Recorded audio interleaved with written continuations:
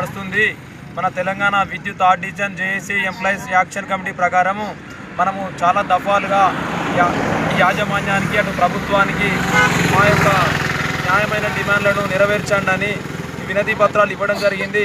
అయినా కూడా ప్రభుత్వం కానీ యాజమాన్యం కానీ ఎప్పటికీ వాటిని నెరవేర్చలేదు. ఇప్పటికైనా మా యొక్క సమస్యలు నెరవేర్చాలని 8 రోజుల నుండి సమ్మె చేయడం జరుగుతుంది.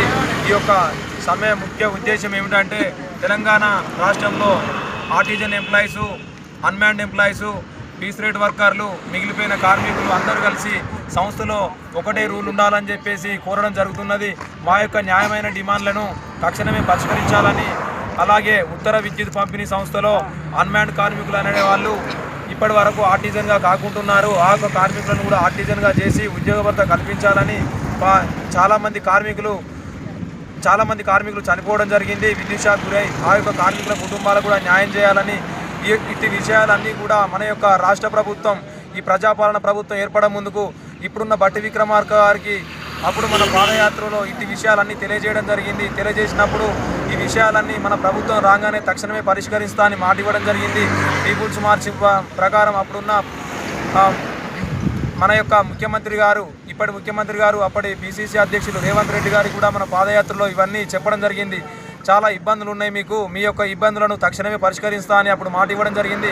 అయ్యా మేము గొంతమ్మ కోరడం లేదు, మా యొక్క కోరిక న్యాయమైన కోరిక. మాకు చేతి నిండా పని ఉంటుంది కానీ కడుపు నిండా తిండి ఉండడం లేదు. మా యొక్క కోరికను తక్షణమే పరిష్కరించి మా యొక్క కుటుంబాలలో వెలుగులు నింపాలని 2 చేతులు జోడించి మీ యొక్క ప్రభుత్వాన్ని వేడుకుంటున్నామయ్యా.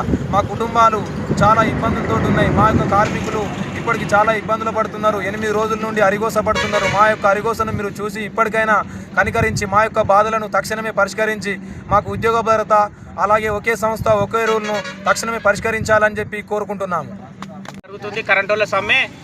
ఈ సమ్మెకు మద్దతుగా నిలిచిన కార్మిక సంఘాలందరికీ పేరు పేరున ధన్యవాదాలు. మా హుజరాబాద్ డివిజన్ కార్మికులందరికీ పేరు పేరున ధన్యవాదాలు. 8వ రోజు సమ్మె 100% సక్సెస్ చేసినాము. హుజరాబాద్ డివిజన్ తరఫున మా ప్రధాన డిమాండ్లు అయిన ఆర్టిజన్లను ఏపీఎస్సీబీ సర్వీస్ రూల్స్ ఇవ్వాలి.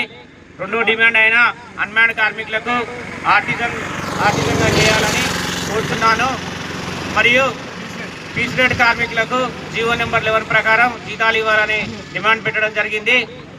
మిగిలిపోయిన ఆర్టిజన్ కార్మికులందరినీ 2016 వరకు కట్ ఆఫ్ డేట్ ఏవైతే ఉన్నదో ఆ ఆర్టిజన్ ఆపరేటర్లందరినీ, విద్యుత్ కార్మికులందరినీ ఆర్టిజన్గా గుర్తించాలని కోరుకుంటున్నాము.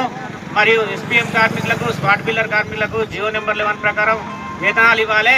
ఇది మా ప్రధాన డిమాండ్లు. ఇంకొకటి, ఈ 8వ రోజు వరకు మేనేజ్మెంట్ నుండి కానీ గవర్నమెంట్ నుండి కానీ ఎలాంటి పిలుపు రాలేదు. దీన్ని మేము తీవ్రంగా ఖండిస్తున్నాము. ఒకవేళ మీరు కనుక ఎల్లుండి వరకు మాకు లేబర్ కమిషనర్ తోటి కన్సల్టేషన్ మీటింగ్ ఉంది, ఆ రోజు వరకు పిలుపు చర్చలకు పిలిచి మా ప్రధాన డిమాండ్ అయిన వాటిని నెరవేర్చకపోతే సమ్మె ఉధృతం చేసి మీకు తెలంగాణ రాష్ట్రంలో కరెంటు ఇబ్బందులు ఏర్పడతాయని హెచ్చరిస్తున్నాము. Thank you. విద్యుత్ కార్మికుల ఐక్యత, విద్యుత్ కార్మికుల ఐక్యత. ఒకే సంస్థ, ఒకే సంస్థ, ఒకే సంస్థ.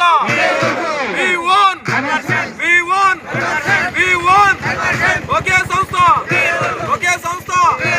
కార్మికుల ఐక్యత, విద్యుత్ కార్మికుల ఐక్యత, విద్యుత్ కార్మికుల ఐక్యత, విద్యుత్ కార్మికుల ఐక్యత. ఒకే సంస్థ, ఒకే సంస్థ, ఒకే సంస్థ, ఒకే సంస్థ. We won, we won, we won, we won. విద్యుత్ కార్మికుల ఐక్యత, హుజరాబాద్ విద్యుత్ కార్మికుల ఐక్యత, విద్యుత్ కార్మికుల ఐక్యత, విద్యుత్ కార్మికుల ఐక్యత. ఒకే సంస్థ, ఒకే సంస్థ. విద్యుత్ కార్మికుల ఐక్యత, విద్యుత్ కార్మికుల ఐక్యత. నువ్వేం మాట్లాడతావు? మాట్లాడాలి.